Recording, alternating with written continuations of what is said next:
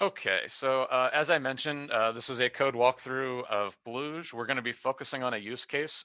This is a indexing use case. So to start, I'm going to share. This is a main program. Again, let's just get that all that code visible.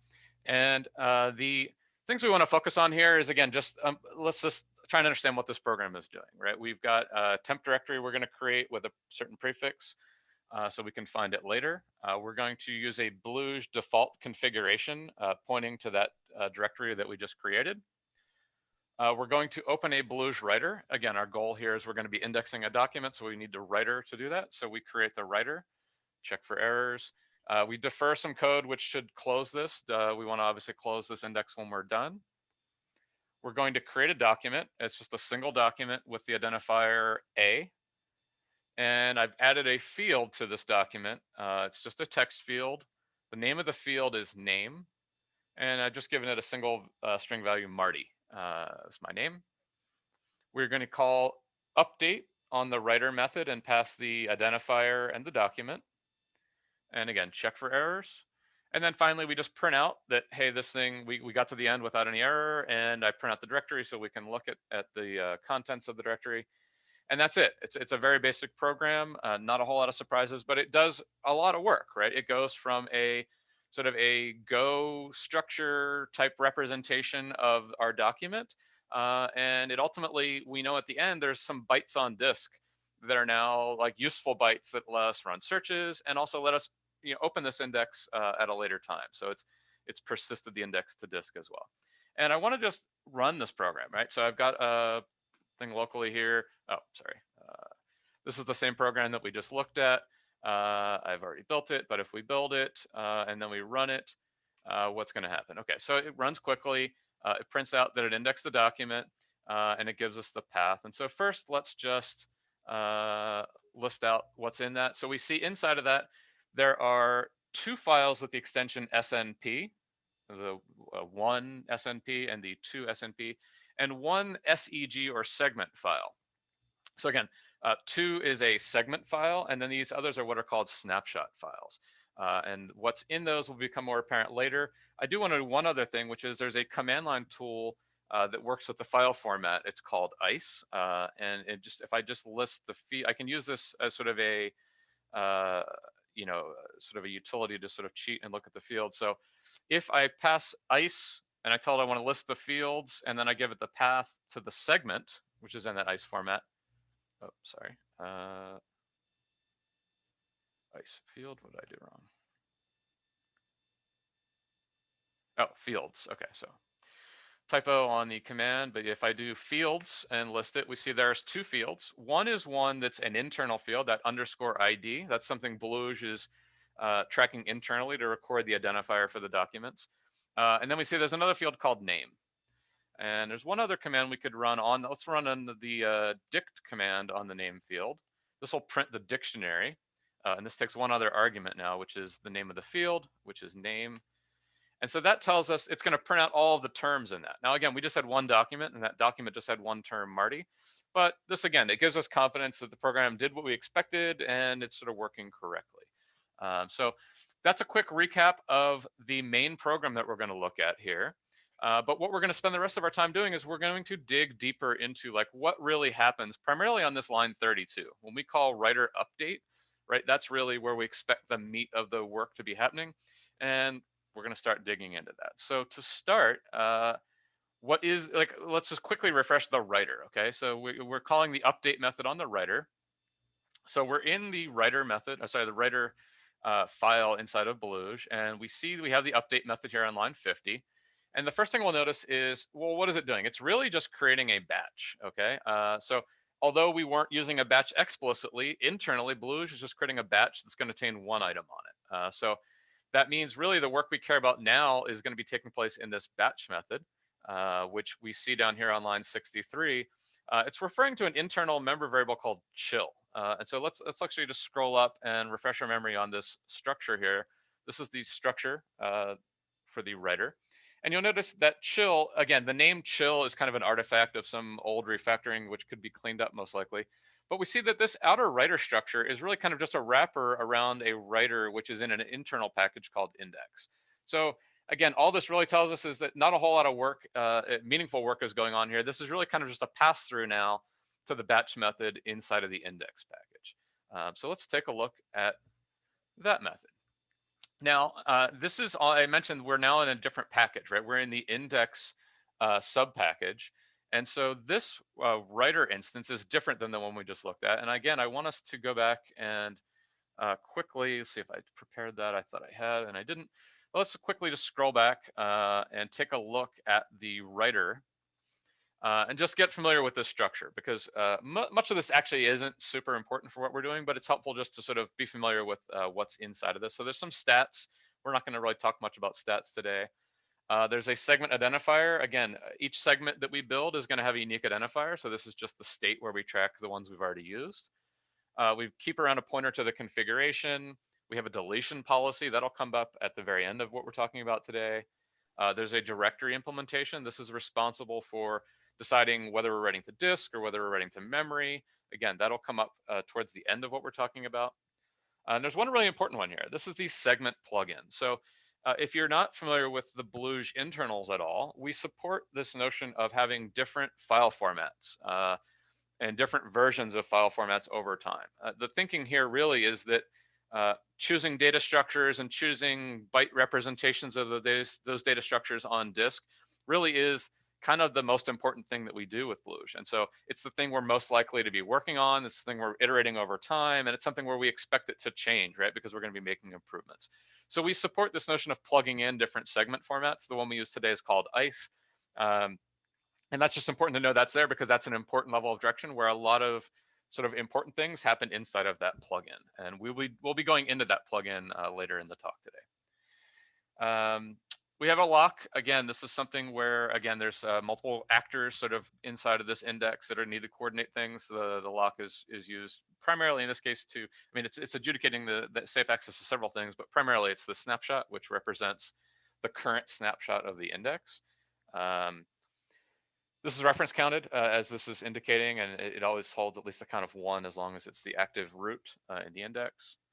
We have some channels. Again, I mentioned there are multiple actors, so there's going to be an introducer actor, which you'll see later. This is the channel with which we can talk to that actor. There are others. There's a persister and a merger. We will see the persister later today as well, but we will not really go into any depth on the merger. They have their own channels, which we'll be using to sort of to communicate amongst one another. And the others are not super important. Let's not worry about the root persistent and persist callbacks. We will talk about those later, but they're not super important. And these others are sort of more common maintenance ones that we're using to sort of control the startup and closing of everything cleanly. So again, don't worry about understanding what each and every one of these is doing. Just gain some familiarity with the terms here. These are going to, some of them you'll be seeing later. Really what we want to focus on for now is in the batch method. If I go back to the batch method in the writer. And let's take a look at what it's doing.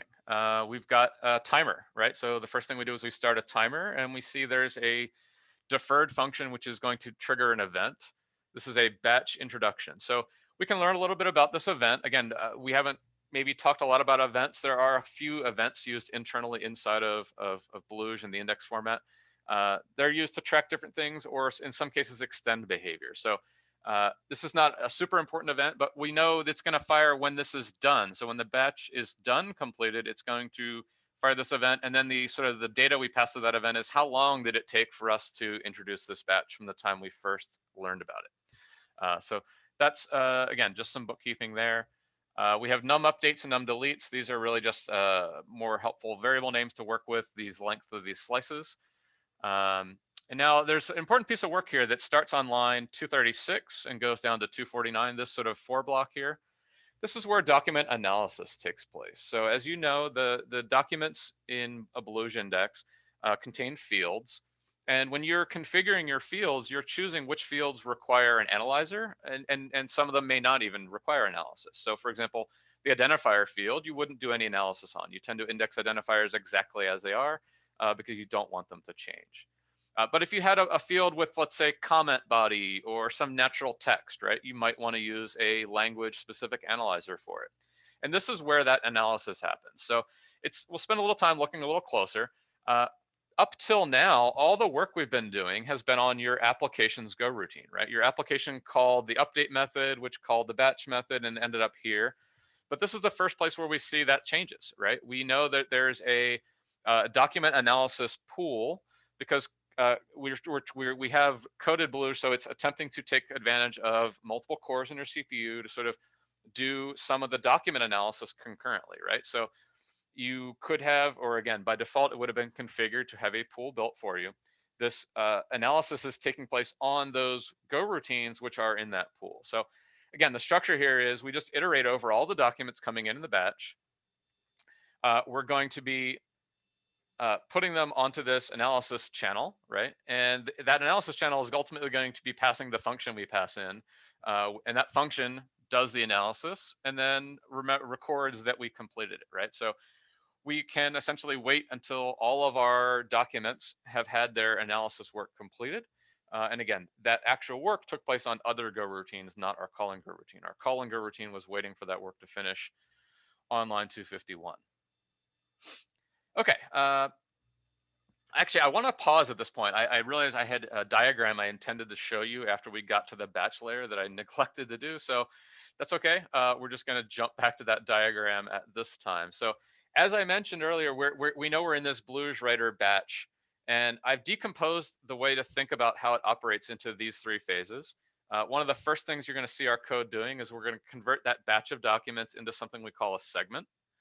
At that phase, the segment, it can be built and it's standalone, but it's not yet a part of the index, right? So there's a whole second phase where we're going to introduce the segment and make it a part of the index. And once we do that, the data becomes searchable, but it's still not yet written to disk, right? So then there's a third phase, which is separate, which is the one where we take that we take that new segment data and we actually write it down on disk. And not only the data itself, but a snapshot marker containing that segment. That's going to be important again to make sure that the entire data is durable. We didn't just write that data down, but we recorded that the index contains that data. So again, at the highest level, when we're looking at the batch, we're going to be going through those first three phases. We were at the very, very first part of the prepare phase when I remembered to show you this diagram. And then this first prepare phase, actually, if we looked at it closer, if you could have like zoomed in on that first prepare phase, you'd see it really is two separate phases as well. The first phase of that is we're going to build an interim structure. We're not there yet, but you're about to see that next. The interim structure is one where you can think of, we take all the incoming data and we kind of like spread it all out on the table and figure out like, let's just see everything. And then what we do is we have a second phase here where we convert that interim structure back into sort of a more optimal form, right? So we've sort of spread everything out on the table, and then now we're going to start organizing it and making it more efficient.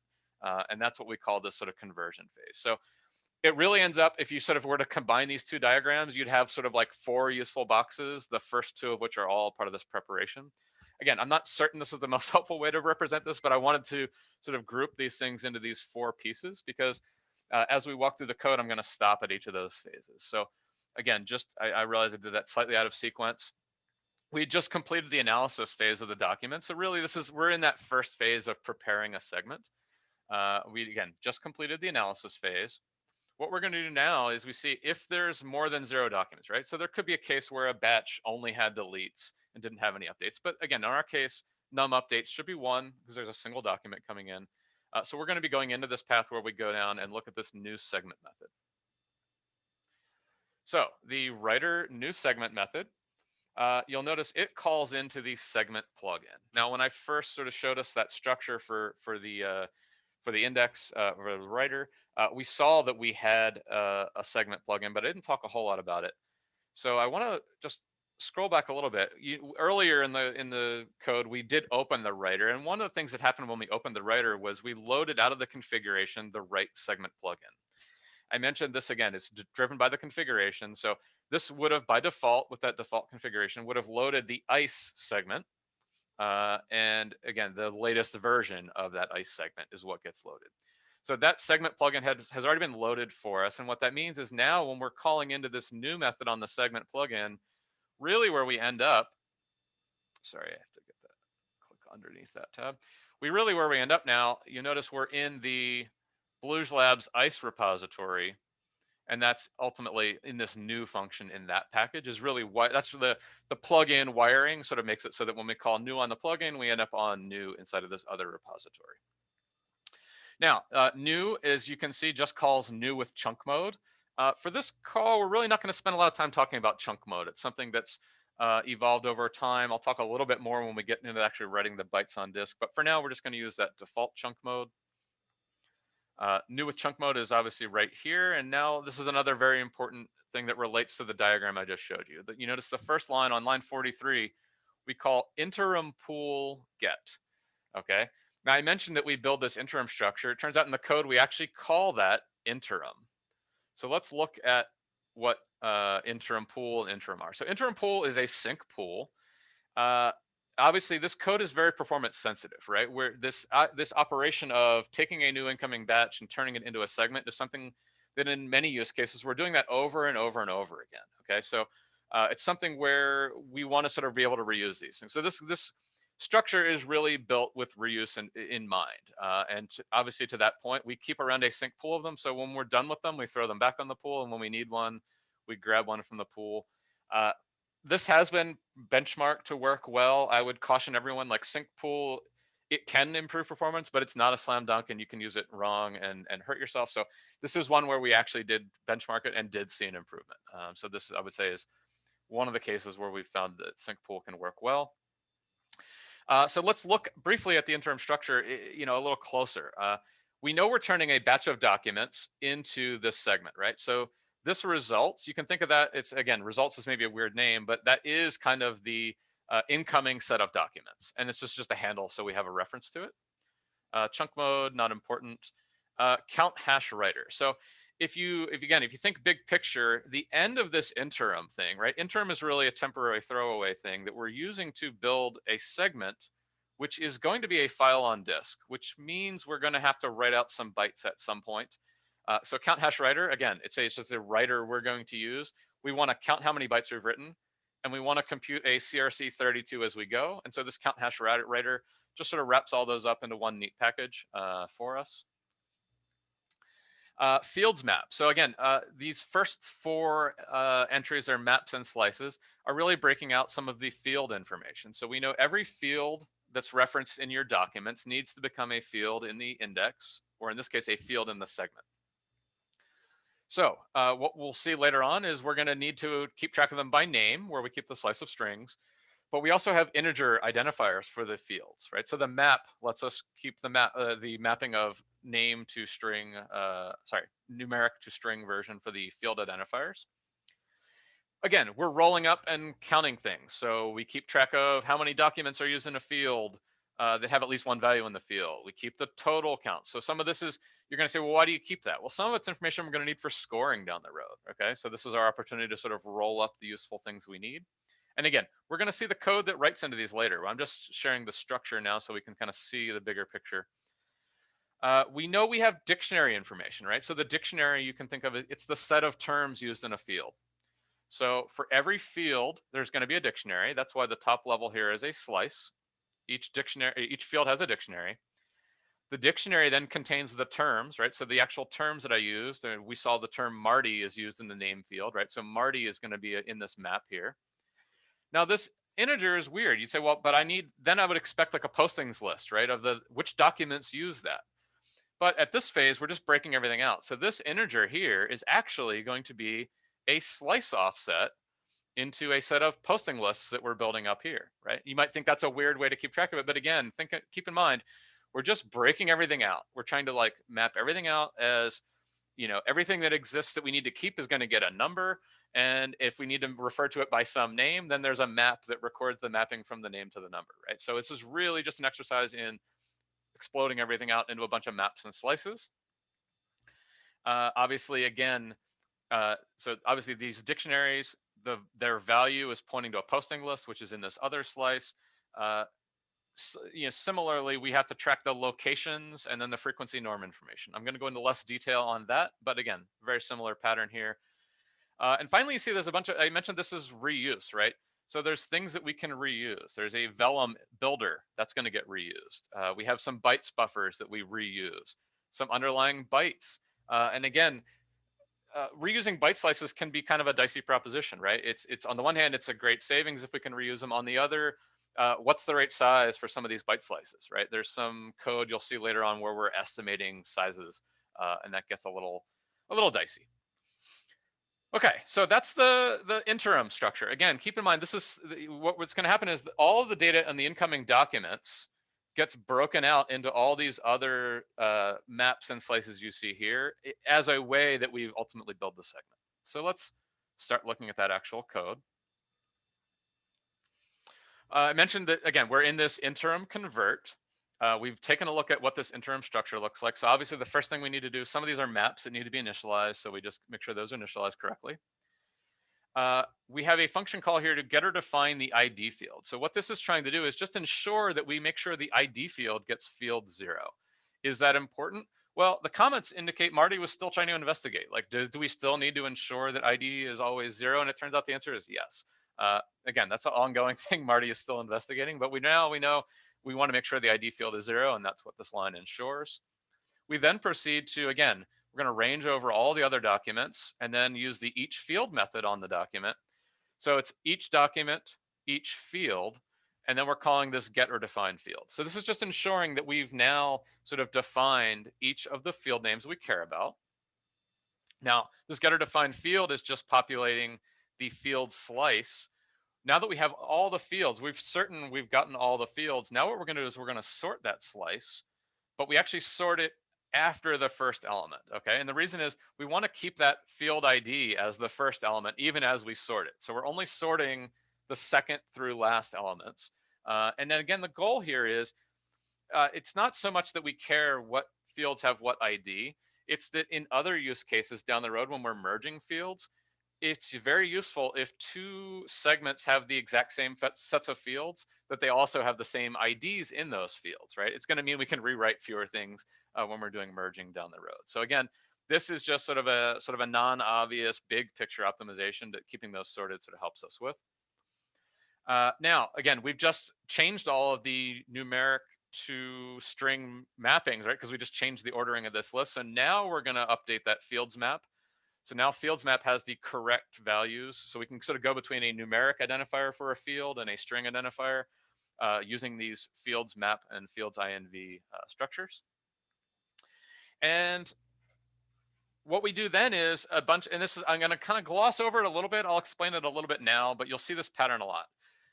As I mentioned, there's a lot of sort of attempted optimization and reuse. So there's a lot of things where we keep a slice, we allocate a slice, and we try and keep reusing the same one, provided it's big enough, right? So this is a check we do a bunch, which is saying, is the current slice we already have, again, remember from a previous round of doing this, is it big enough, right? Is it big enough for how many fields we have? If it is, great, clamp it down to that size. If it's not big enough, let's go ahead and make one that is big enough. So this has a tendency that these things get bigger over time. So again, you need to sort of be mindful of your use case as to whether this is going to be a problem or not. It's again attempting to sort of grow these things to a healthy size, but no larger, right? Really, that would be ideal. But this can be problematic if you have like one really big batch coming through your system. This could end up missizing things and leading to odd side effects down the road. So we've now sort of got the fields ready to go. We've done a little bit of resizing on some things. We're going to now go into this prepare dix method. And this is where some of the real meat starts to happen. Let's see, I jumped into the wrong function here. So inside of the prepare dix method, we're going to see some new variables that are going to be tracked. We're going to, again, range over the documents. For each document, I'm going to call prepare dix for document. So we're going to call, again, another deeper into another helper method. I have prearranged this here. So now we're in prepare dix for document. We're looking at, again, a single document has been passed into this now. Again, there's a tracking map that you're seeing here, field scene. So this is going to be presumably a document specific field scene map we're going to be walking through, or sorry, tracking in. We're again using that results each field method. So this is a function that's going to be called on each method or each field here. Now, again, you'd think well, it looks like we're defining the fields again, but we've already done that. So we now know this is really just a lookup to find the right identifier for the field. We're going to do some tracking on recording that we've seen a particular field in that outer field scene map. We're going to pull out of the interim the entries we care about. So if you remember, the top level entries are keyed by a field, right? The dictionaries and the dict keys, those are both keyed by a field. We're sort of, you can think of it like we're sort of zoomed in or scoped on a single field now because we're inside of each field. So this just lets us have a convenient variable name. It's still referring to the interim structure, but it's sort of letting us just deal with the particular piece we care about right now. And now we're going to go through each term in that field, okay? So we can count up the terms. We can get a string version of the term because it's in bytes form at this point. Again, this is where we're doing logic now, where is it the first time we've seen a term or is it a subsequent time? We have to keep track of some things differently here. We are, let's see, I'm just briefly scrolling through here. So we're also doing something important, which is for every field that we see, for every term in every field, we know there's going to be a corresponding postings list, right? I mentioned earlier that that one map we had, it was a dictionary, but at the end of the line, it was an integer referring to a postings list. So you can think about it, this is like, although we're breaking out and we now know how many distinct terms occurred in how many fields, if you just multiply that out, that's ultimately how many postings lists we're going to need to build. And you're going to see that in a Okay. subsequent call. Sorry, could you please remind what the posting is? Yeah, so the posting list, again, I'm going to jump back here. If you,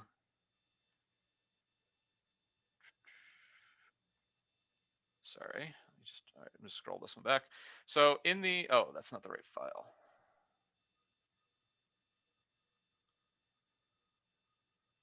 Oh, here it is. Okay, so in the interim structure, you remember that we're ranging over every document, then we ranged over every field, and then we ranged over every term in the field. And what we're doing is we're populating, in this case, this dict entry. So the field is one of the elements in the loop. The term that we just visited, we're placing an entry in here for this. But then, as I mentioned, this integer is referring to a postings list. And your question was, well, what is the postings list? So the postings list is our way of saying which of the documents in this segment used this term in this field, right? So it's a bitmap. If you imagine every document in the segment gets a number from 0 to the number of documents minus 1.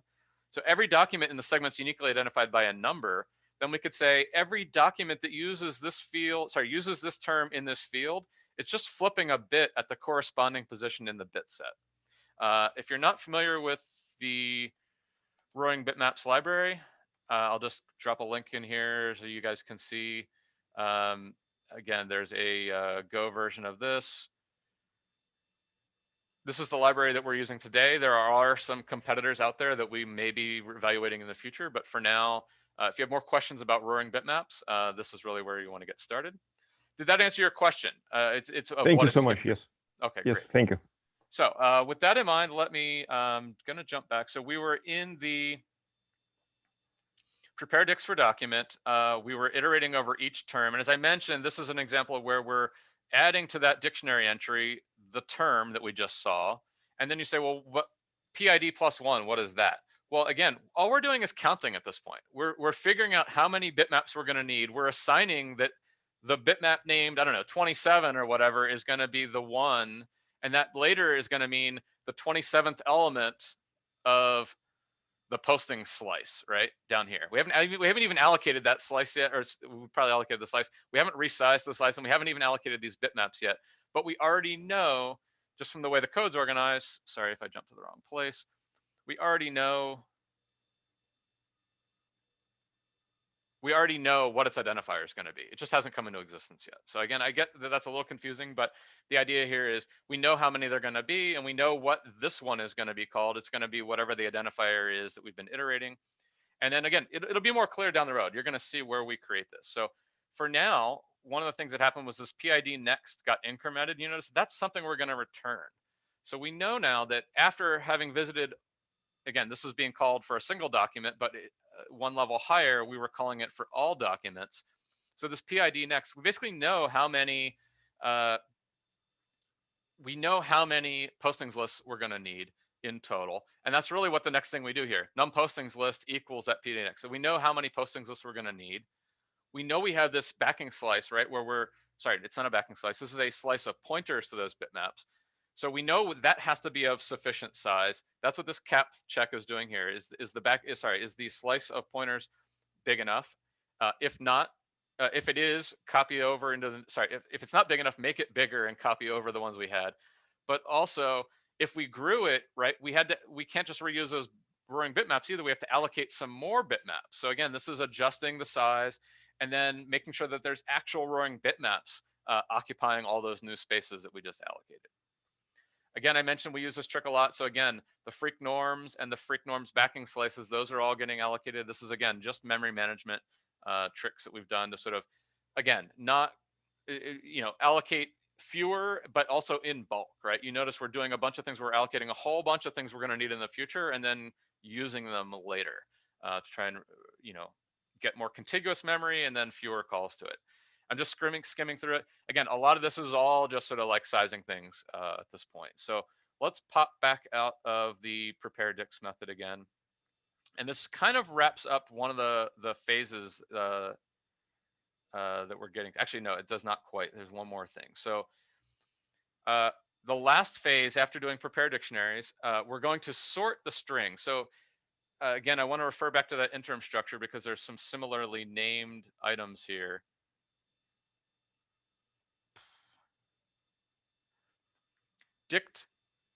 Dix contains the maps pointing to the postings list, but dict keys contains, you can think of it as a flattened list of all the keys in the map for a given position here.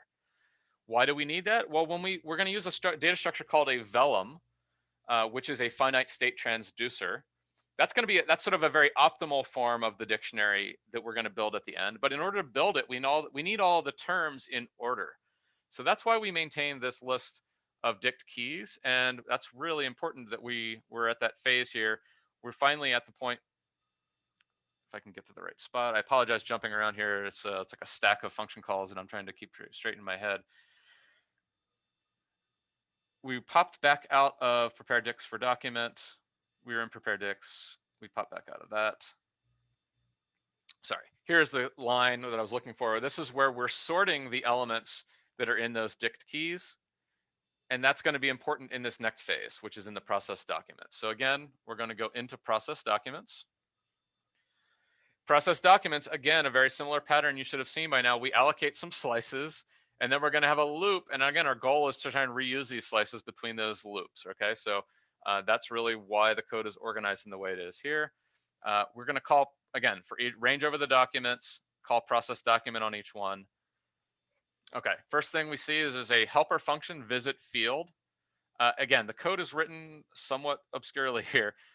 Basically, we're just going to call that function, right? So for each field, you can think of it as a for loop over each field, and we're going to now call this visit function. So what is it doing? This is where we're really doing the sort of the MapReduce problem of now going through all of those maps and slices that we just built, and sort of like deduplicating it, really making sure we're only keeping the things we really care about for this final structure. So what does that mean? Specifically, this is where we would do things like, okay, we need to look at the field length for, again, the particular field in that particular document. We're going to be, again, looking at each term in the field now. If it's a new field, we just, if we've seen that term in this field before, it's not new. We just need to record the locations. If it's one we have seen before, we need to add the entry. And then again, this is the first instance. So that's just a single location. Sorry, I have that backwards here. Token location. Right. So this is where it didn't exist, and again, it could have had multiple locations as well. Even though it's the first time I've seen it, it could have had multiple locations. That's why both of these have each location. Now we're going to call, again, as I said, we do this for each of the fields. Now that we've rolled that up into the term frequency information, right? Because we've sort of deduped it from a stream of tokens into a individual occurrence of a token with a list of locations. So now we're iterating over the field TFs. These are the term frequencies. Again, now we can finally calculate the norm value. Now, this is where we're going to iterate through term and token frequency. So computes the frequent, no, let's see, sorry, this is the most confusing part. We're gonna go slow here, don't worry. Some of this we just have to figure out as we go. Okay, so this is where we actually flip a bit on the bit set. So again, this is where we're now able to, in the bit set that we're tracking, pull out the right one. So again, let's just reiterate the loop. We're going through each of the field term frequencies. I think it would be helpful if I show the data structure here. So I know this is getting kind of hairy.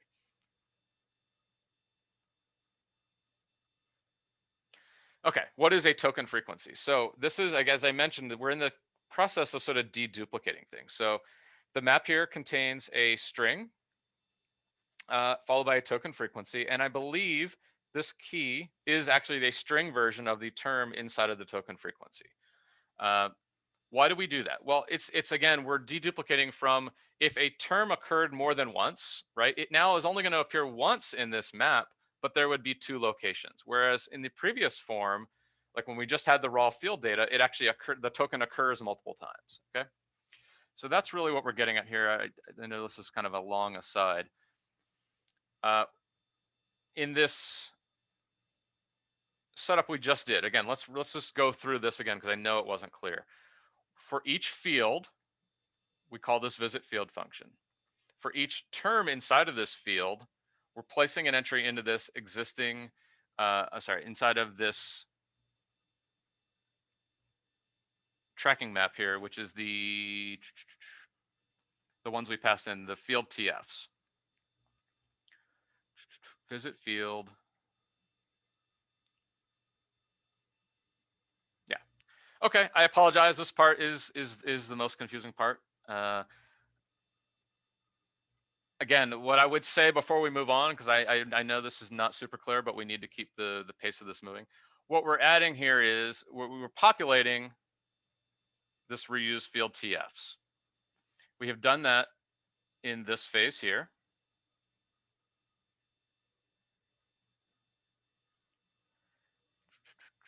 Field TF. Sorry, I'm just trying to follow the actual variable name field TFs.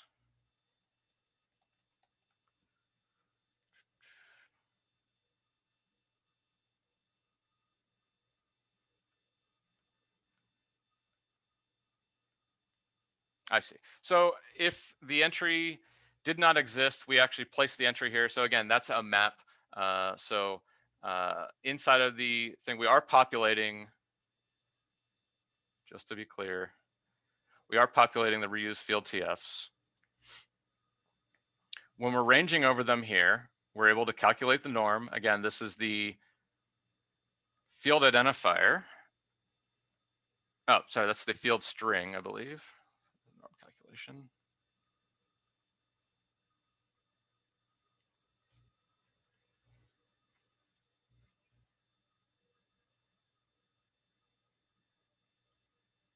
Okay, so what's really happening in this second loop here? As I know that part hasn't been clear. One of the things we know for sure is the locations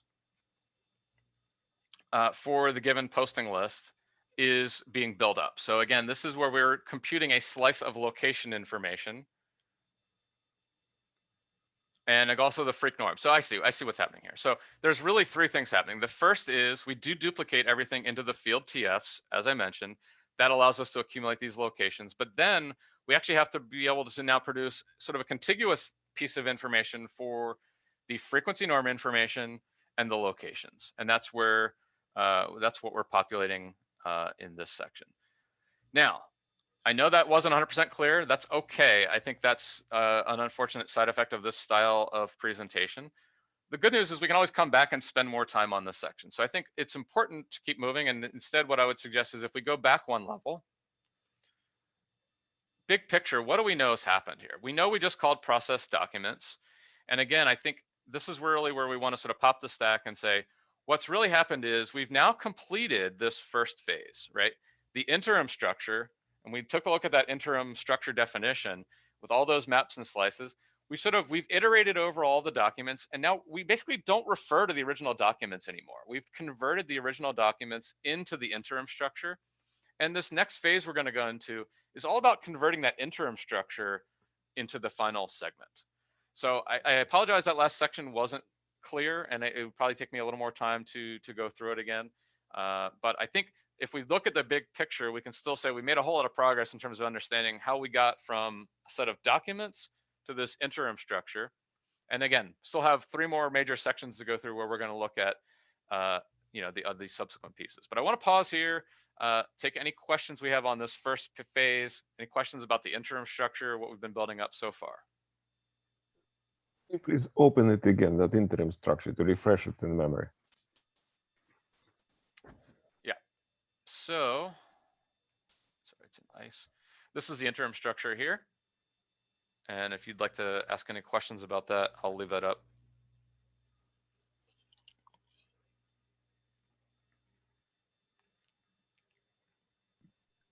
And this is for all the documents that are batched. So it's just keeps on going, and this grows until the whole batch is indexed, or? So again, the way it would work is your application builds the batch first, and you can think of the batch as like an envelope that's sealed when you give it to us, right? The batch doesn't grow anymore once you give it to us, right? So you fill a batch of items, and then you give it to Bluge. And now Bluge is going to say, okay, the batch is a useful unit. I'm going to work on the batch in isolation. You're not allowed to modify the batch anymore. It's mine. In this phase we've just been spending time on, we've turned that batch of multiple documents. Again, in our case, it was just one, but it could have 100 documents in it. We're turning that 100 documents into a new segment. And again, we haven't gotten to that segment yet. That's the next piece. But that's really what we're trying to do. If your application was doing other things, that's all independent of the batch at this point. Okay, thanks. Okay, so the next phase, we have that interim structure. We just refreshed our memory of what that interim structure looked like. What we're going to do next is we're going to start converting that into the actual segment. And so this means actually building more useful data structures, right? We sort of have all the data we need in maps and slices, but those aren't going to be the most efficient data structures to use when we're searching. So we're going to build new ones. As we left off, we had just finished process documents. And now the next function call you see here is something called write stored fields. So the way to think of this now, we're now in the business of building a segment. And again, some of this is sort of non-obvious, like why would you do this first once you're ready to do that? But some of it's just kind of an artifact of the way the system works. So the first thing that needs to go into the segment is what we call the stored fields. Now, stored fields is not something we talked about earlier in the call. And the example app I showed you, the ID field is going to be stored implicitly. But the name field that we created, we did not tell it to store it, and by default, it won't be stored. So stored fields is not something that would come into play in this example program, but it's still useful to just have a basic understanding of what happens here. So what do we do? Stored fields basically let you just take a binary value for every field and just record it, and then we don't do anything with it. All we can do is just give it back to you later. You could use that for storing the original document. You could use it for storing related lookup information that you're going to use later. Again, we don't ascribe any meaning to it. We just record the bytes for you, and we can return it to you again later. So with that in mind, what do? Well, basically, we iterate over your fields. We are going to, for each field, basically just append the data. So we basically create a map. Sorry, let's just go through this slower. So the first thing we do is we define a helper function, which is going to just call meta encode. We name it meta encode. It's going to do a uvarint, and it's going to write that. So this is because there's a number of places where we sort of build a structure, we compute its size most likely, and then we want to write the size down. And so this does a uvarint encoding of it and then writes it to the buffer. The meta buffer is one we're keeping separate because we're going to basically have a bunch of data bytes, which is your actual values, and a bunch of metadata bytes, which is just our sizes and offsets and indexes into this data. So we write out 2 basic pieces. We're going to append the value. So again, contiguous slice of bytes, we're literally just appending your values to them. We keep track of where we're starting the values, right? Because we need to refer back to it. So we're able to sort of record the position of that.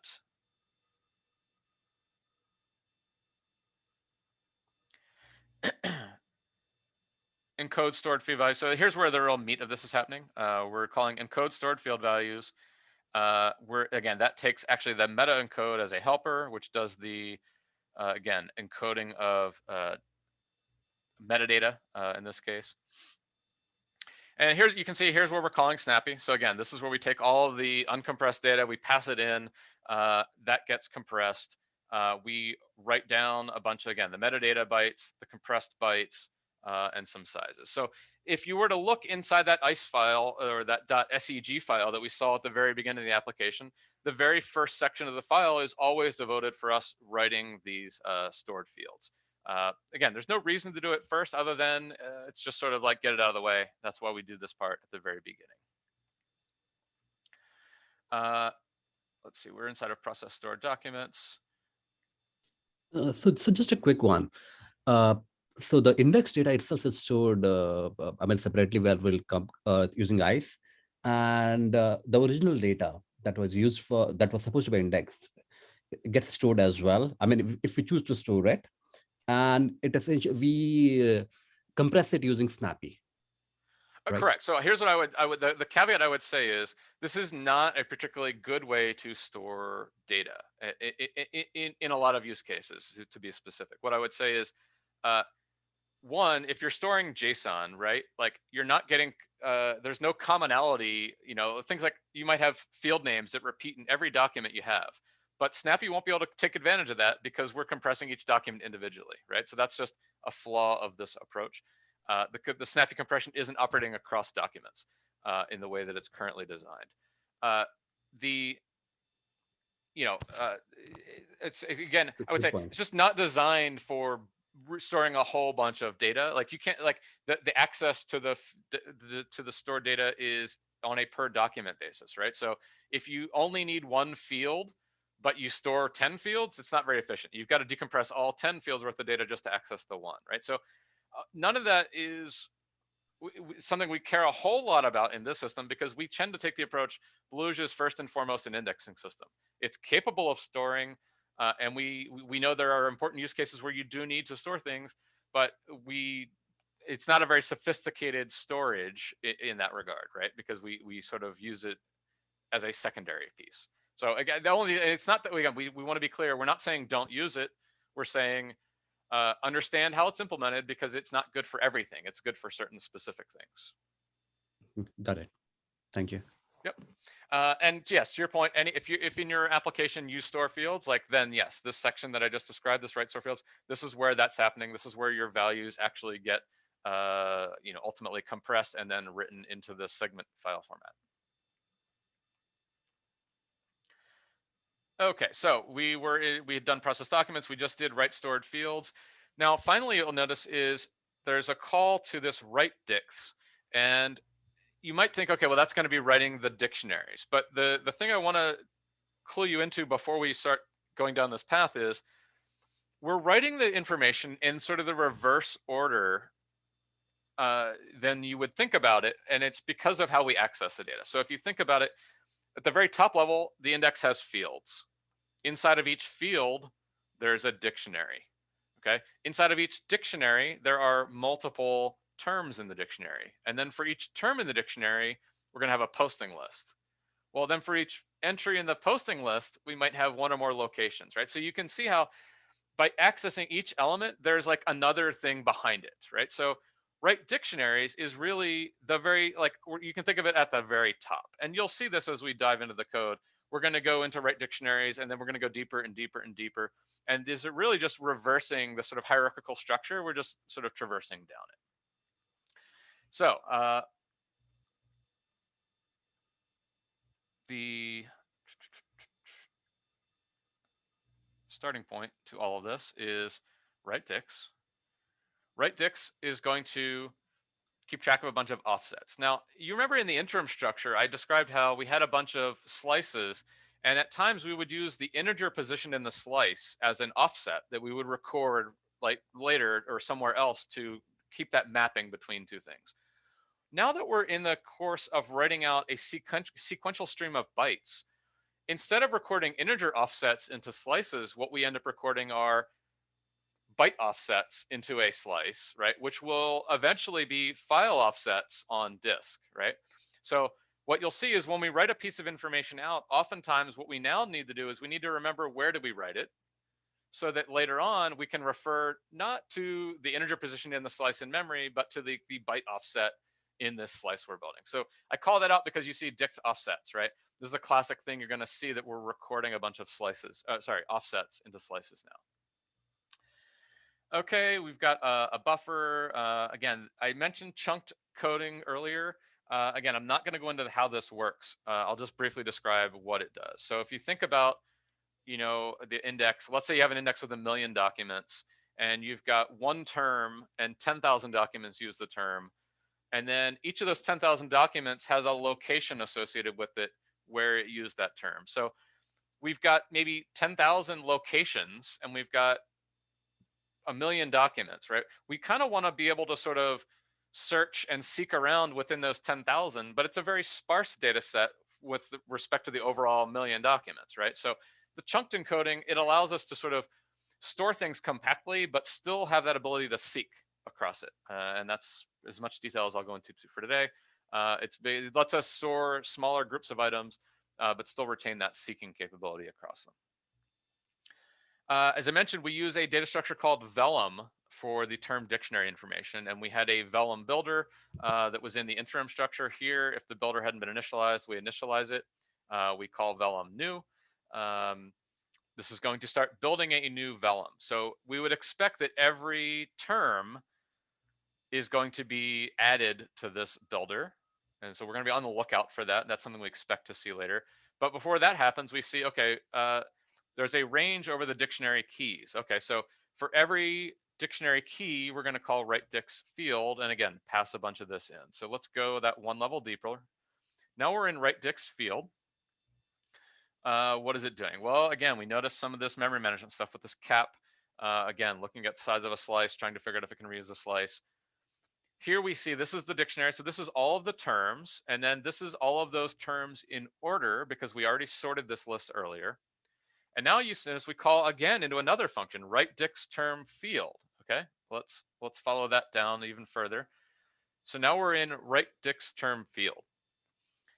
Just to refresh, what have we passed in here? We've got doc term map. So this I would expect is the fields used by this document in this, sorry, the terms. Let's see, is this for each term? This is for each term. So this is a single term. Okay, doc term map, slice of bytes. What is that?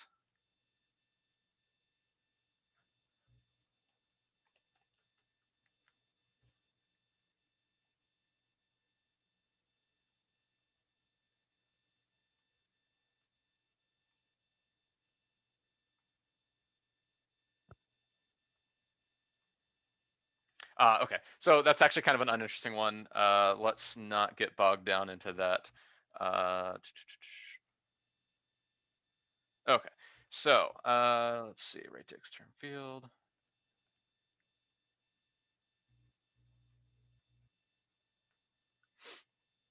Okay, one important thing.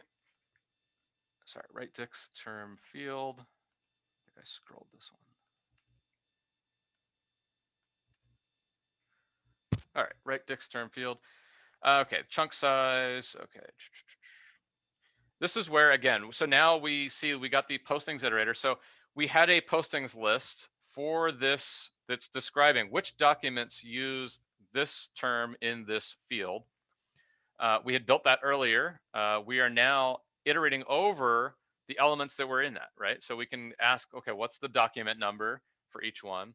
And then again, this is where we're now able to use this information to use the term frequency information and the freq norm information and the location information.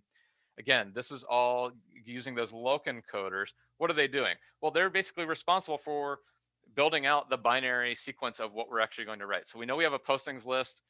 We know that there's these TF encoder and loc encoder, which we haven't looked at the internals of. We know they're building up a representation of the term frequency information and the location information. Finally, we get to the point, okay, it's now time to write this out. We know that for this term in this field, we need to write out the postings list. Again, that's up to their roaring bitmaps. They have their own binary serialization of that. And we can click into this. So write postings is going to use the, actually, so there's one other optimization I should mention. If you think about how postings work, right? If you say, okay, the term Marty in the field name, and there's a postings list that describes which documents use it, a lot of times you'll have a case where only a single document uses that term in that field. A good example would be the ID field, right? It's a unique field. Everybody has a unique value. So all of those postings lists would just have a single bit flipped, which is obviously not a very efficient representation. Roaring is very efficient, but we expect that even it would not be efficient for that.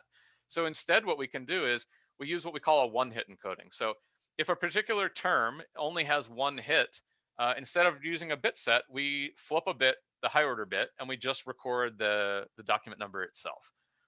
Again, I won't go through all the details here. It's a pretty simple trick, but it saves a good amount of space, particularly for fields, like I said, with high cardinality, like the ID field.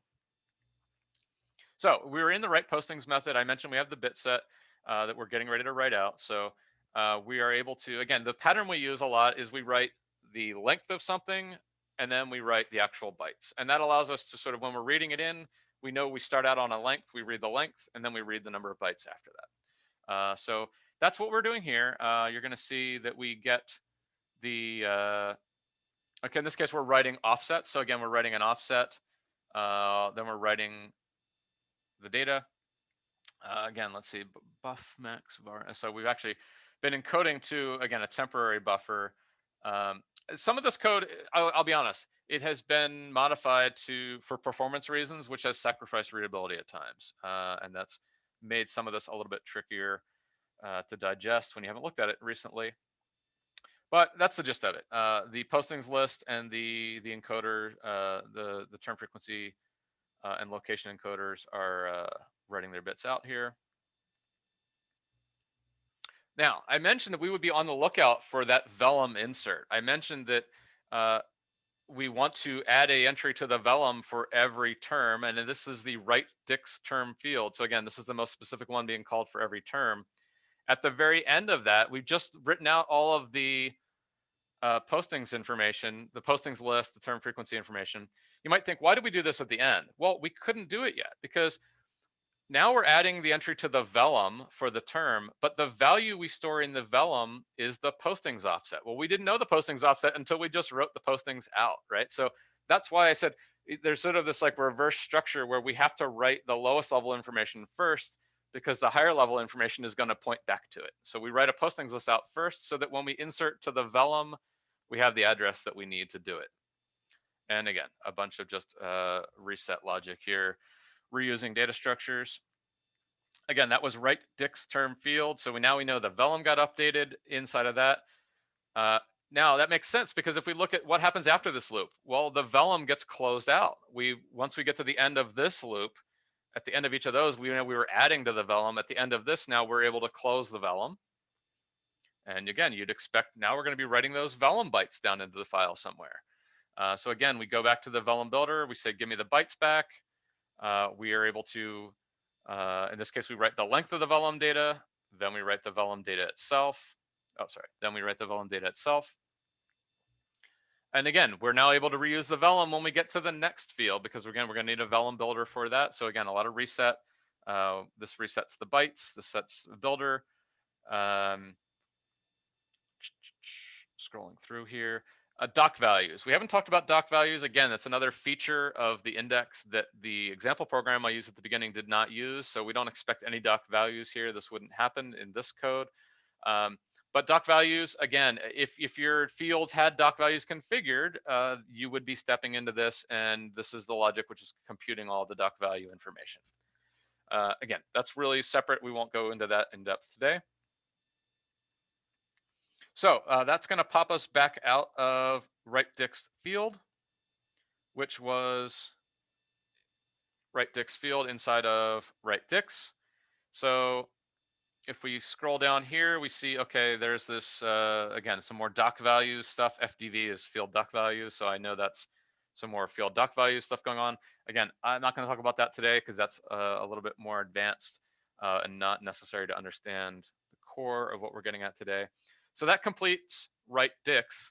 Now, there's one final piece after write dix, which is we've just written the dictionary for each field.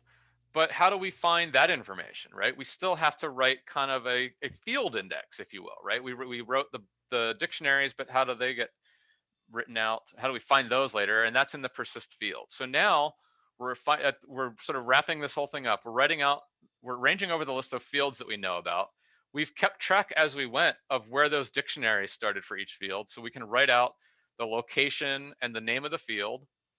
And again, then we have to record this offset, right? Because now this data we're writing is a fields index, right? We got to find the fields index, because once this is done, we've written out the fields index. There's one last thing, which is that when this ultimately gets written down later, there's going to be a footer. The footer is going to include the fields index address, the CRC, the length, the number of documents, a whole bunch of helpful information. But if you think about it, that footer is at the end of the file, right? Everything, we've written it front to back, and we wrote things earlier that didn't have references. The things that we wrote at the end are all referring back to things we wrote earlier in the file. So it gives us this like one pass. Again, it's really multi-pass on the data, but one pass in terms of writing the file out. Everything that we write that had a reference, it's, we've already written the earlier things that we needed. So that's really the design of this. Again, that's persist fields. This does not show the footer that I talked about. The footer is actually going to happen later. What's happened here is, again, if you remember, don't lose track of where we were in a convert method, and we were still inside of new segment when we've been looking at all this code, right? All of this has been in new segment. So this is returning this footer. Again, it's not actually, it's an in-memory structure, right? This is a structure. This is not doing a footer on disk at this time. So convert is going to return back out to,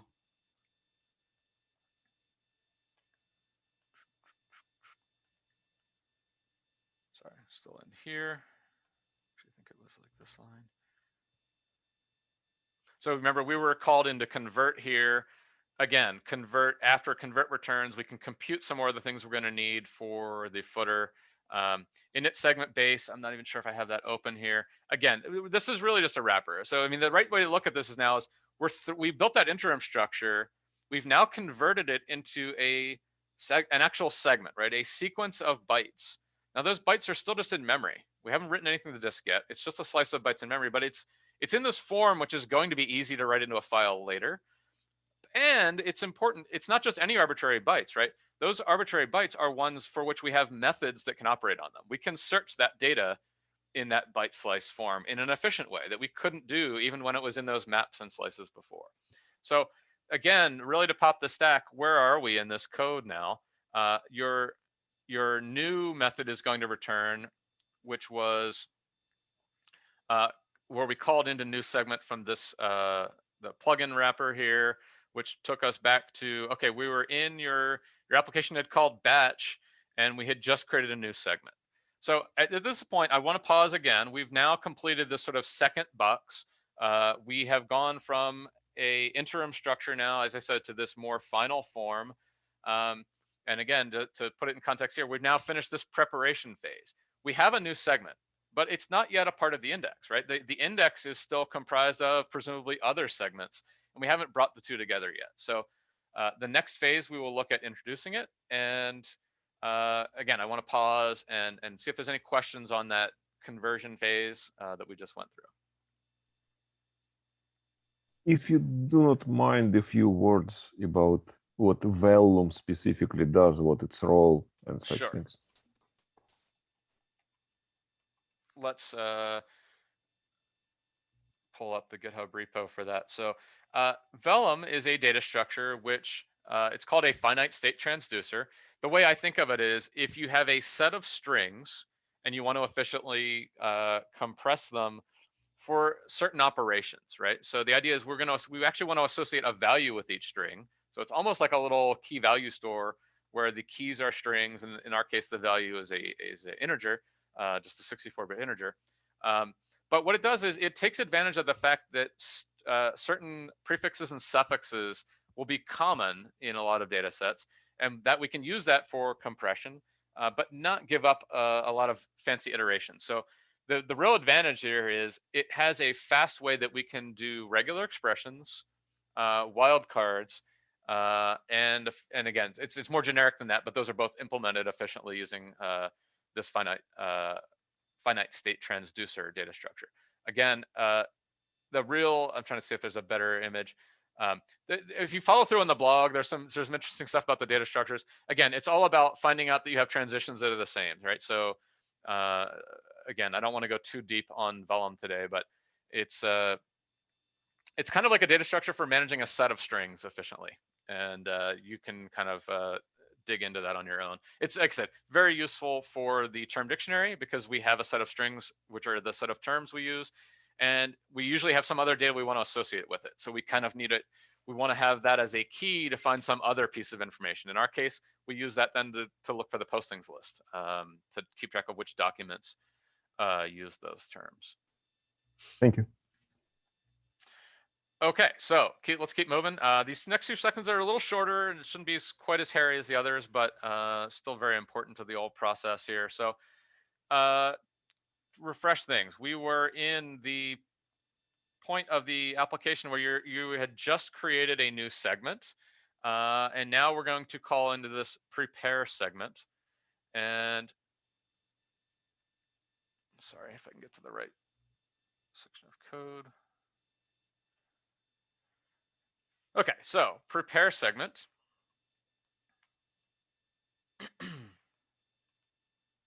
Prepare segment is going to first tackle like one of the other interesting things that we have not talked about so far. We just spent effort building up a new segment from the incoming batch. But if you remember, we can't lose sight of the fact that the index might already have a document with that identifier. I chose the identifier A. The index might have already had a document with the name A. And so how would we make sure that we replace that document or update it and not end up with two with the same name, which would be a mistake? So the way we do that is we have to basically search through the existing segments for that identifier, right? And the way we can do that is we can basically just get the current, I should clarify, what we're doing now is an optimization. It's something we call, we're optimistically looking for obsoletions. And when I say optimistic, what do I mean? Well, the right way to do it, the safe way to do it would be I'd get a lock on the index and I would search through everything and I would find out 100% everywhere that this identifier was used before, I could figure that out. But as you know, the downside is like I'm holding a lock, right? Nothing else can happen when I'm doing that. That's really inconvenient to making this thing scale big picture. So instead, what we do is we recognize the fact that indexes don't change like completely in an instant, right? They often, the older indexes, older versions of an index contain many parts that shared with the new version, right? So if we just say, okay, now it's just an arbitrary point in time, let's just get the current snapshot and let's check all of those segments for the identifier that we care about, or it's identifiers plural, but in our case, it's just one, the letter A. But again, the idea here is even if an update comes in the interim, right, there's just one other segment we have to check later. We could still check maybe 9 out of the 10 segments we could check right now. So again, this is an optimization to try and do useful work without holding a lock. It could be useless work. It could mean we'd have to augment it later, but it's at least something. So we optimistically try and figure out, did any other segments use that? And if so, which ones? And what was the document number? And we just keep track of that. That's all we're doing at this phase. Now, once we've done this, we've got a brand new segment ready to introduce, and we've got a speculative list of obsoletions we think might be helpful. And we now hand this over to another actor in the system. There is another actor in the Bluge index called the introducer. It runs on its own Go routine. And the only way we can really communicate it with it is to write to its channel. And so we take this introduction, which again, just grouped the segment we just built with some obsoletions we maybe just found. And it passes those in to the introducer. So now we're going to look at what the introducer is doing. I mentioned introducer is an actor, so you can think of it like it's a for loop, which just sort of monitors a channel or set of channels, looking for things to do, and it can sort of operate on its state without coordinating with anybody else, right? Because it's the only one that operates on its state, and it does it inside of this loop. So there's a bunch of cases to consider, but for our use case in today's example, we're just going to focus on line 63. And that's where we had just written an introduction into this channel. And so this is the other side of that channel where the introducer would see that change. It's going to assign a snapshot epoch. So every new snapshot that comes in just gets an identifier attached to it. Every new snapshot in the system has a epoch.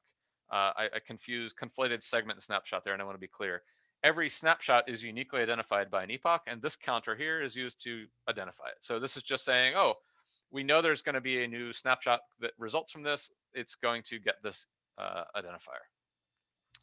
Then we go into this. Sorry, go ahead. Sorry, quick question. What does the introducer exactly do? I'm sorry, that's from a higher level. Yeah, so think of it this way. You could have multiple Go routines in your system, and they're all mutating the index. They're all just trying to introduce batches. Well, who decides which one goes first, right? Ultimately, Makes sense. It's trying to do it. Now, the other thing is there's other things going on. There's the index is being merged. Like behind the scenes, we're merging segments. Well, those have to get introduced as well, which is why you see there's like the merger has a way to introduce things as well. The persister, you're going to see it does a weird kind of introduction that you're probably not even thinking of, but again, you'll get to that when we get to the persisting phase. So it's coordinating I would say ultimately the way to think of it is the root snapshot. It's the final arbiter of what snapshot is the root right now, and it's the only one that ever gets to change it. And so it came about as we organized the code because we found there were a bunch of places in the code where it seemed like, oh, now this is where we change the root. And we decided, no. Instead of having that scattered across the code base, we want one place, or in this case, one sort of actor in charge of the root. And it's the one who decides like what's the actual order that things get done. And if the order matters, like it's responsible for figuring that out and doing the right thing. Thank you. Okay, so we're now going to go into the introduce segment. Introduce segment is going to let's see. So track some stats. It gets the current snapshot. So the new snapshot, as you would imagine, it's very much like the old one, right? So we're going to create a new snapshot, but the first thing we do is we copy over a bunch of stuff from the old snapshot. Some of it's not copying, some of it's sizing, right? So again, some of these are slices, and we say, well, we don't know exactly how many snapshots we're going to need, but it's probably all in the order of the number we have now plus one. It might not be that, but it's going to be pretty close to that. So it's a reasonable guess for sizing this. As I said, we often copy a lot of the things from the previous snapshot. So again, by default, all of the segments from the previous version are going to be in the new version, right? So the starting assumption is we're sort of copying over the segments we know about before into the new one. But there's obviously some work. We knew we had done some optimistic work to check for obsolescence, right? So if we had optimistically already checked a given segment, we don't have to check it again. We already did it. We got lucky. That segment we checked ahead of time is actually still a part of the index. So great, we can use it. Now we also have to handle the case where, for whatever reason, we did not yet do the optimistic work. We didn't check for obsolescence in a segment. So this is sort of like the fix up. If the optimistic work was insufficient, this is where we fix it up and make sure it's complete. So this is, again, just checking for any segments we hadn't already checked. We need to check them if they had that ID term. We apply the obsolescence. Again, the obsolescence are tracked through a bitmap, again, just so we can record. The segments are immutable. Maybe we didn't emphasize that earlier, and it should have. Segments themselves are immutable. When we delete something from a segment, we don't rewrite it. We just flip a bit in our tracking of it to remember that has been deleted. So again, that's being tracked in these deleted bitmaps. So when we noticed that when we had remembered we needed to obsolete something, the way we actually make that happen is flipping a bit in a bit set. And then we also have to handle the case. Sorry, go ahead. There's a question. Very quickly, if you don't mind reminding what this segment does exactly, what does it represent? The segment is the actual data. You can think of a segment as a mini index, but it's only a portion of the index as we typically use it. So I would say the gist of it is if an index has 10 segments and you want to search the index, internally what we do is we just search all 10 segments.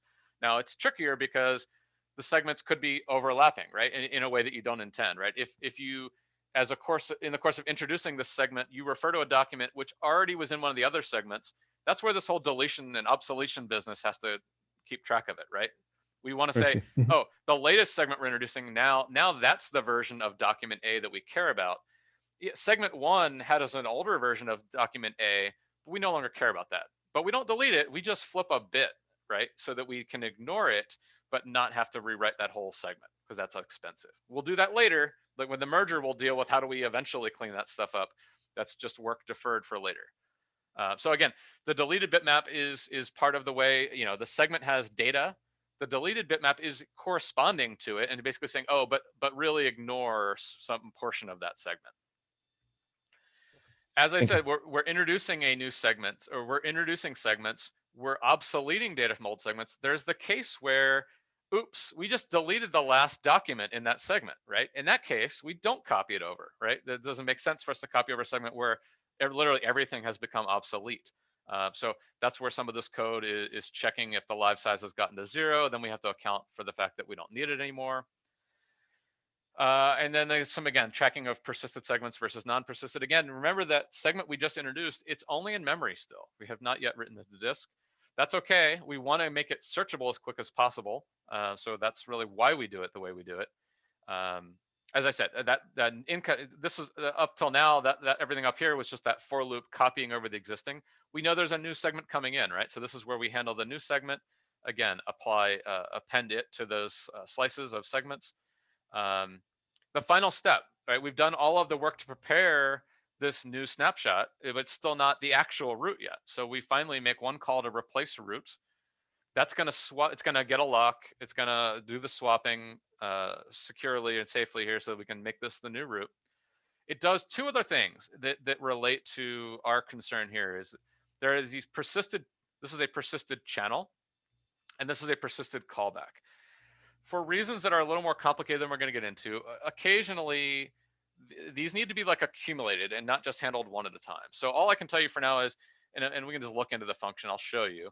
All we're doing is we don't use these yet because we haven't actually persisted it yet, but we're just going to tuck them away. You notice we literally just append them to a slice. It's a slice because these could be more than one. Again, in a more complex scenarios we're not going to talk about today. So for now, all you need to know is, in addition to swapping in the root, we're just tacking away this persisted channel and the persisted callback, and that'll come up in a shortly. Now, I mentioned that replace root is the last sort of major thing here going on. The thing that matters really is, oh, sorry, that's not the right function. That's a copy. I was had scrolled there and into the replace root, but I think the function we really want was,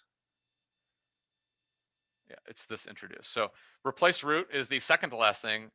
The actual final thing in this is the close of next applied. Well, why does that matter? Well, if we go back to your application, if you remember, we were in, go back to the application. We had been in, we'd called prepare segment. Oh, sorry, this is wrong. We're in prepare segment. We had sent our introduction to the introducer.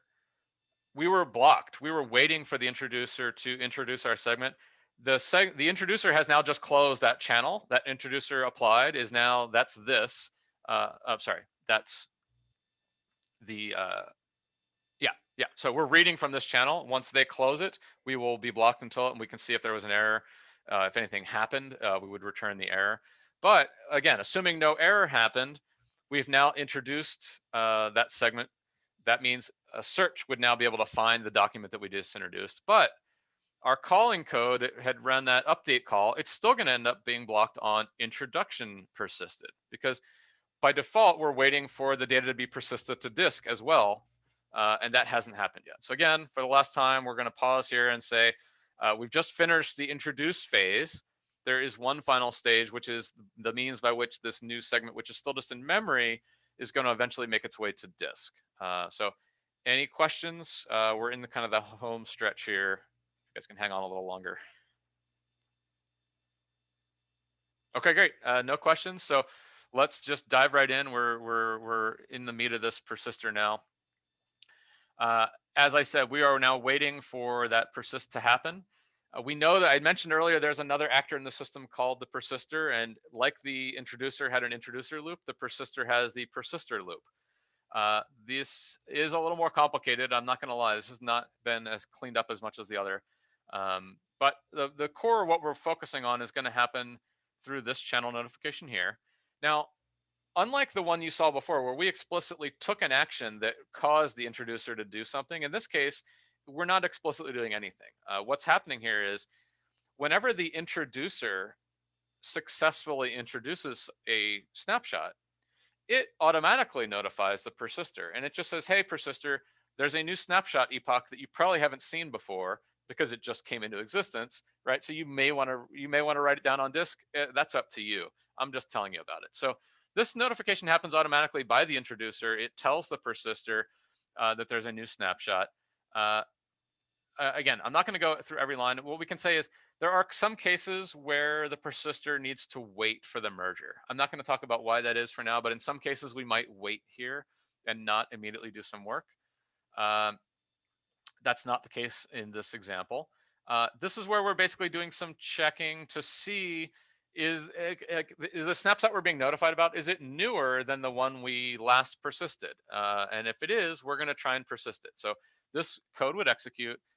Crucially, it means this R snapshot gets set to the current root, and all of our work that we're going to do now is based on that. Also notice that the R persisted, which is the list of the R persisted and persisted callbacks are the channels and callback functions that I mentioned earlier. Where again, we know those have already been populated and we're going to be able to use those later. So the code continues. The snapshot is not nil because we just set it right here. We're going to start a timer and we're going to call into persist snapshot. Persist snapshot will do one additional check. As I mentioned, there was a pause for the merger earlier. There's another thing that we, in more complex scenarios, would do here, which is occasionally, instead of directly writing this new snapshot to disk, we could take another opportunity to do something else instead, which is if there's a bunch of segments in memory, we could choose to merge those in memory first, and then and then persist the result of that. Again, that's a more advanced maneuver that does happen and is useful for certain use cases. Again, for our scenario, let's just think that that doesn't happen, and we're just going to persist the snapshot directly. The persist snapshot directly is pretty straightforward. We know that a snapshot is comprised of segments first and foremost, right? That's the actual data. So the first thing we want to do is make sure all of the segments inside of the snapshot are persisted. And we can ask them, hey, are you persisted? And if they're not, we use the directory implementation. This is the first time you see the directory. I had talked about that at the very beginning. The directory is really what gives us that separation between, the ICE file format is concerned with like what data structures do we use? What exact bytes do we write onto disk? But the directory is in charge of like, where do we write it? Does it go in a file system? Does it go to S3? Does it just stay in memory? That's really the directory. So this gives us an important piece of separation here, because now we have this notion of like, oh, we want to persist it. It's up to the directory to do that. The directory doesn't know anything about the contents. It just knows about writing to these things. So we're concerned with a file system directory. So we're looking at the file system directory implementation. What does persist do? Well, first it has to make a file name. That's based on the ID and the type, or we call them kind. In this case, the kind is a segment. So this would give you like, I don't know, it was like 2.seg or .seg was the file name, I think, in the beginning. That's where that file name would have been chosen right here. We do some locking. We're writing a file. We want to make sure we're the only ones writing to that file when we do it. So that's handled for us.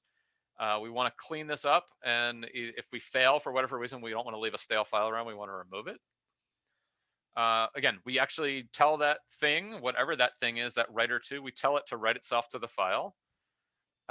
We do it in a way that we can cancel it if we need to, because these could be large, right? So you want to consider a scenario in which this is writing out, a multi gigabyte file, and you want to close in the middle. You want to be able to support that.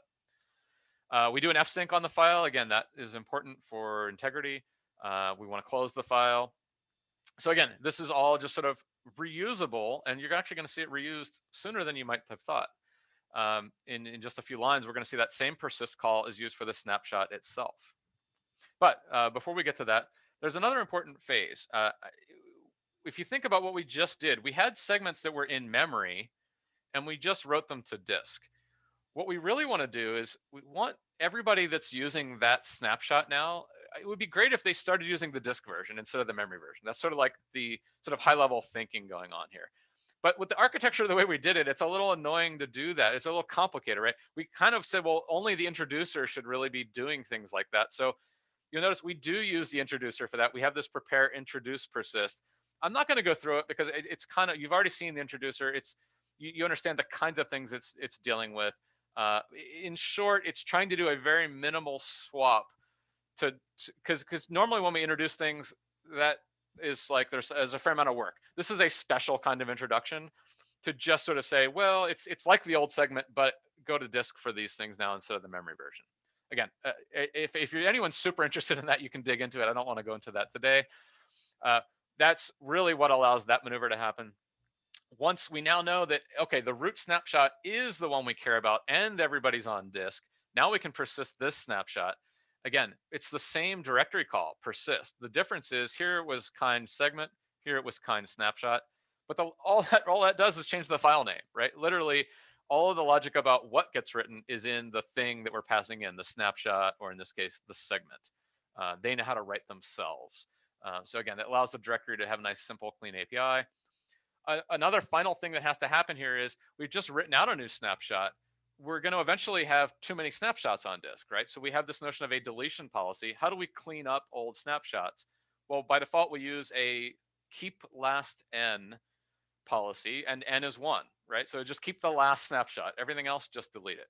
And so every time we introduce a new snapshot, this commit method lets us just inform the deletion policy that there's a new one, ultimately allowing it to free up an older one and allow it to be deleted. It may not happen right away. As you saw, I think when we first looked at the file system earlier, we saw that, hey, there were multiple snapshots, the multiple SNP files that we see there. So that can take some time. It can could be another iteration or two before that happens. We're just about done. Sorry, I'm jumping around here. I'm still not at the right place. 8. So persist snapshot direct is going to finish. That's going to pop back out of persist snapshot. That brings us back to the root here of the persister. So we've persisted this. This is where our persisted channels finally get closed. Again, if there was an error persisting it, we would know that and be able to communicate that. That's, again, this is the connecting of the dots that ultimately is going to bring it back to where your application is. Your application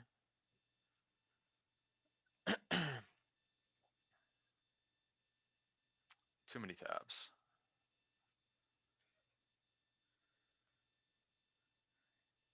All right, the navigation of this could be improved. Ultimately, what's going to happen is inside of prepare segment, we were stuck waiting on the persisted, right? That when the persister here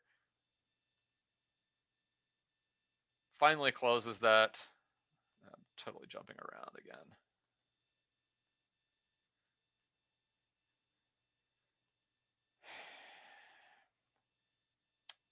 Yeah, when this channel gets closed, sorry, we write the error, right? So if there was an error, it gets written.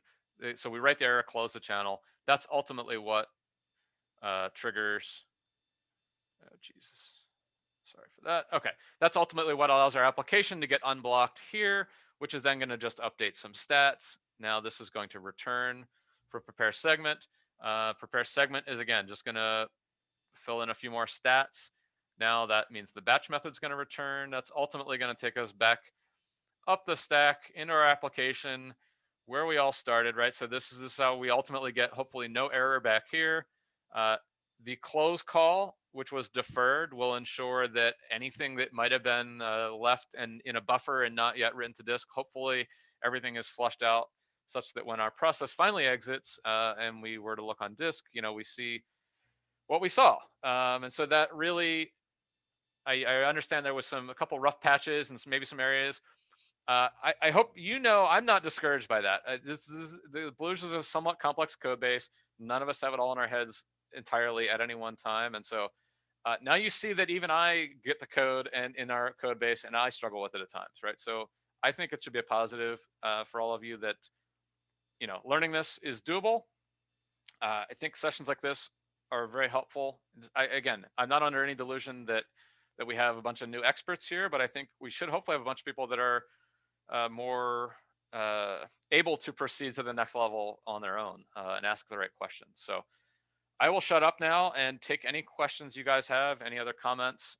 There's sort of a logical companion to this, right? Which is we do another session where we do the search side of it. We take this exact same index and we say, okay, now how can we search for Marty and how do we find it, right? And so that's a whole separate walkthrough where we'll see very different code, but it's obviously an important companion to this. So look for that in the future in January, and I will open it up to questions now. Hi, this is Mike. I had a quick question about the locking of the index. So it looks like the index is locked when you write the interim, that segment to the directory. How would that, would there be a potential problem if there were multiple batches being processed by separate processes? How would that, would there be a way to get those to get indexed into the same directory, or would that second one fail due to a missing hash? So fail due to a missing. Just to the fail due to the fact that it was read and then written to before it was writing, if that makes sense. So if process A started to index off of a version of the index, and then process B started to create read that index and started to create a new interim, but process A wrote first, and then the process B went to go write that interim. Okay. Would So that second process fail?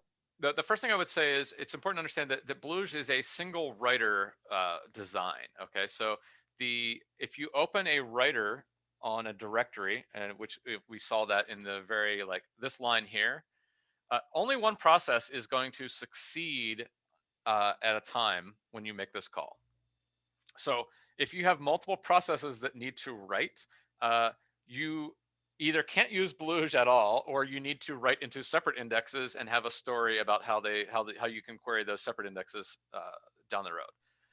Okay, Bluge, that's great. So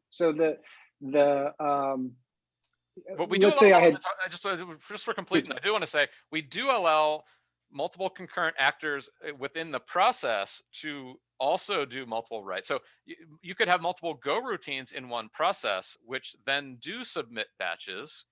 That is supported, and that's, if that's of interest, I can explain more on that. I don't know if that relates to your question, or if you really want multi-process writes, that's separate. I don't really want multi-process writes, but I want to make sure that in the case that, for whatever reason, multiple processes started, that they would be caught rather than corrupting the index, that it would just fail. Correct. So I can give you some links after this. What we're using operating system primitives for locking. I had researched what Lucene and SQLite did, and sort of based it on that. So what should happen is, and I think we have a unit test that does it, if you just had a test where two people try and open this writer to the same directory, what I would expect is the second one will get an error, so long as the first one hadn't closed it yet. The first one will win, the second one will get an error, something like resource unavailable or something. Now that's also insufficient for some use cases. You might want well, I don't want an error, I want to retry on some period, or so there's you quickly get into more complex things that you might want. But at a minimum, I would not expect a corrupted index because I sort of accidentally had two writers. That shouldn't happen, is my understanding. Excellent, thank you.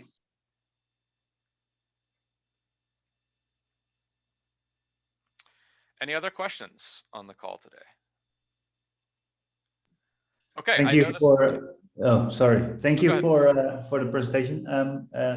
I was wondering what is your? I read on the site that you stopped developing on Bluge to be able to move on faster, or be able to change the code a bit faster. What is your roadmap for Bluge, for example, for the next year? Sure. So I guess the way I look at it is, I mean, every healthy project has releases, has some sort of notion of what they want to support and for how long they want to support it, and different projects can make different choices on that, right? I think that's fine. And what had happened was in the beginning of Bluge, we just weren't clear on what were our promises, what were our, we didn't even have releases for a really long time. So again, due to circumstance, not blaming anybody, just due to circumstance, we ended up with a lot of users using really old versions of Blovey. Many of them have applications in production, right? And so it became extremely difficult to, if I were just to be honest with you, I'd say Blovey is not a modern search library anymore. It's old. It's dated. It has things we want to do that it's hard to do, right? And so a lot of it came from my frustration. Like we've got, on the one hand, people saying you got to support this really old thing, and you got other people saying don't even use Blovey. It's old technology. You need to use something else. Well, so that was a lose-lose situation. I felt like the long-term support people weren't happy, and the people that wanted something newer weren't happy. We weren't serving either of those groups well. So I sort of started with the idea of Bluge was a way to serve that second group, the people that wanted something leaner, something that followed more modern Go best practices. Like Blovey doesn't, Blovey just came about in a different time, right? It couldn't follow best practices that hadn't evolved yet. So Bluge was a way to start over on a bunch of that and sort of just separate it until the long-term Blovey people can just stay on that, right? And if people want to maintain it and support it, and there's a community that wants that, I'm happy with that. I'm fine with that. I don't have any problem. But it got to a point where I couldn't work on that anymore. It literally just, it's not of interest to me to make upside down work with some version from 7 years ago, right? So, and again, so that a company can make money off of it, but not me. Like it's not something I enjoy anymore. So I just drew a line in the sand and said, okay, those of you that want long-term support with Blovey and don't want to pay for it, you're kind of on your own now to figure that out. I'm not going to play that game. Bluge is different, right? It's still, newer. It gives me something interesting to work on. But again, you're going to have the same question. I'm not ignorant of the fact that, like, yeah, but you're going to want to use Bluge in production. And so the real answer you're going to want is, well, what's the support story going to be for Bluge? Because if anyone's going to be serious about using it, you would want to think about it. And I acknowledge that's the mistake we made the first time. So what will we do different? Well, I don't have a full story for you yet. The only thing I can say is I think I'm trying to get more of the community involved in Bluge because I don't want it to be so dependent on any one person. Which with Blovey, that was me. Was too much was just bottlenecked on me. So this session is part of an effort to make it not just be me, and to get more people involved. I do want to get a 1.0 release. I do think it's important for us to have something that we say production quality, but to also remember, like, the phrase production quality is like it only reflects what we say it means, right? So that's somewhat of a self-referential definition that's meaningful, but not the end all of it. So I would like to see us get to a 1.0. I'd like the community to support Bluge in a healthy way, as defined by the community. I don't want to prescribe what that is yet because I don't know what it is. I think it should be more than just me figuring that out. So kind of a long-winded answer. I don't know that I even answered your original question, but I guess that's kind of the gist of it. If you want to try, if I didn't answer it and you want to try again, certainly try again. No. It's perfect. But I had one more question. Do you have any more like resources or something to get started by maybe some old issues that are really interesting to follow, to get a grasp on how the core of it's working? Because it's your presentation was quite clear, but it's really hard to put things in perspective. If you walk through the code, you can really get the big picture. Yeah, so I unfortunately, I don't have a list of issues. In my experience, what the issues we get tend to be, we get a lot of issues that are sort of broad and ambitious. Like, wouldn't it be great if I could search like this? And it's sort of like, there's nothing wrong with that issue. I don't delete them or anything. It's just they're not always actionable, right? Or if they are, the kind of person who would, it's sort of like, yeah, you could rewrite the index to support that kind of query, but there's no natural way to get from what we have today to that, right? So I think so many of our issues are in that category that all of them are great.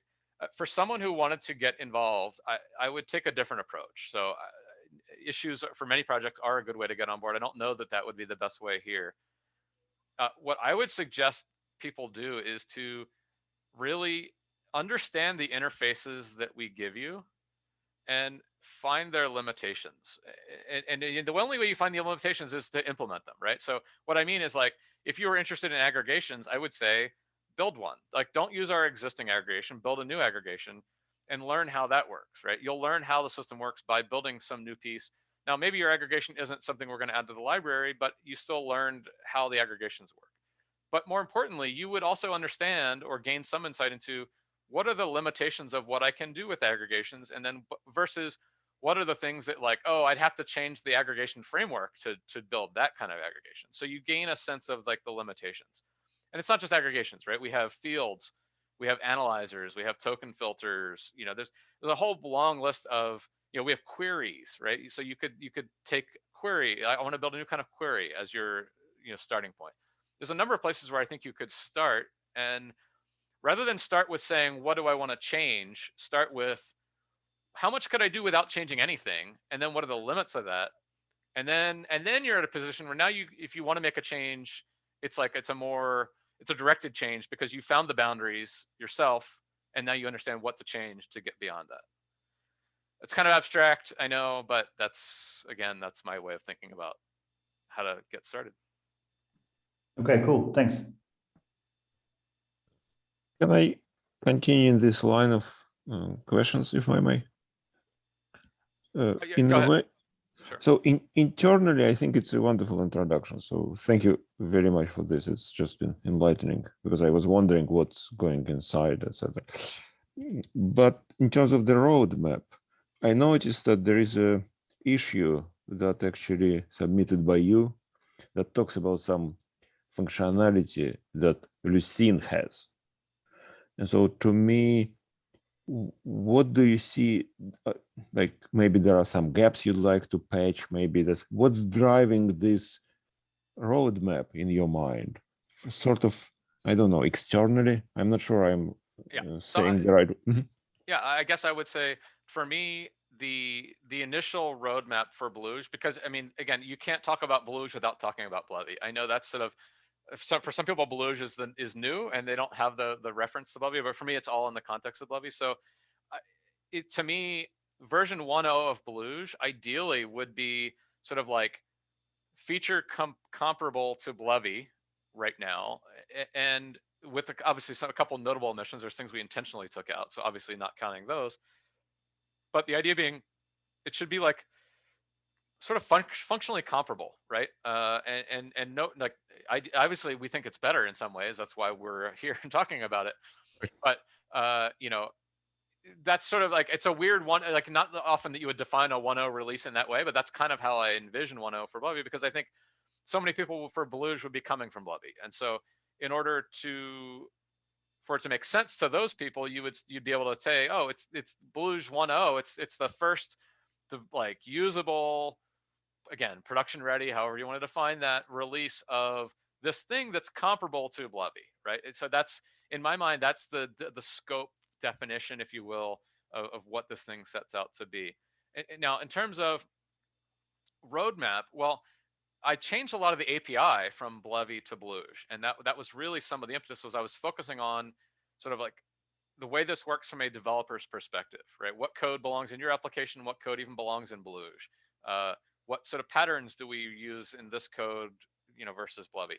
So my initial thinking was that first release was a developer preview, and the goal, I wanted to get feedback from people, was on those API changes. Like, if people came back and said, well, we like the old API better, well, that would be useful feedback to know, and would affect the timeline for when we could get to this thing that we'd say, well, Bluge 1.0, it's like Blovy, it's this new API, but it's like Blovy.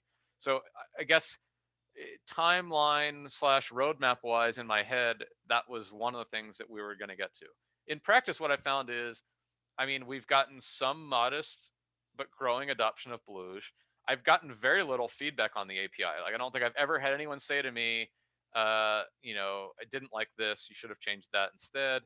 That could be good or bad. I think it's mostly just people took what I gave them and they didn't critique it, or didn't set out to critique it. So certainly everyone on this call, if you don't like something, say it. I mean, this is all about getting a better API. And so if you don't like the new API, or you think the API is confusing or right direction, wrong direction, we're seeking feedback on that. To your larger point, though, of like, where is this ship headed that we're on? I guess I have to be a little more vague and say I'd like to get this to a 1.0 release because I think that's well defined and attainable in a reasonable time period. I think we have enough people now interested in it that we should be able to do it. But if I look beyond 1.0, I think there are obvious technical things one could look to add, but I don't know that I've decided what I even want to spend time on. I don't even, again, to be totally honest, maybe Marty would walk away after 1.0 and say, I'm happy I got it to 1.0 and we're good now. You know, I'm not saying that's going to happen. I'm just saying, like, I'm trying to develop this a little differently, and I want this to be a group of people. So, Great. you know, Nice. the roadmap similarly has to be arrived at by the group of people. You know, so I would look at it this way: the people that are still on the call at this point, you've found these are the people most interested in Bluge because we've been almost 2 hours now. So anyone still on the call is pretty interested. So. There was an ask about the Google group earlier. I think between the Slack and the Google group, we just have to make better use of this to come together and work on this. So. Yeah. Slack is good. I'm on Slack, so but I didn't know about Google Groups. Maybe I should subscribe as well. Yeah. No, thanks. Again, very little there now, but I think we have to accept, again, as the group grows, different people prefer different styles of communication, and so we just try to meet people where they are as best we can. So. Okay, this has gone long. I think I'd like to go ahead and close this out. There will be another session, I'm hoping in January, where we will do the search side of the same style. And then at that point, we'll kind of review and decide if we want to do more of these, focus on different things, or if there's some other technique that's better. But for now, let's go ahead and close this session out. And again, I thank you all for attending again. This seemed to go pretty well. So thank you, and have a good holiday weekend or week. Bye. Happy holidays.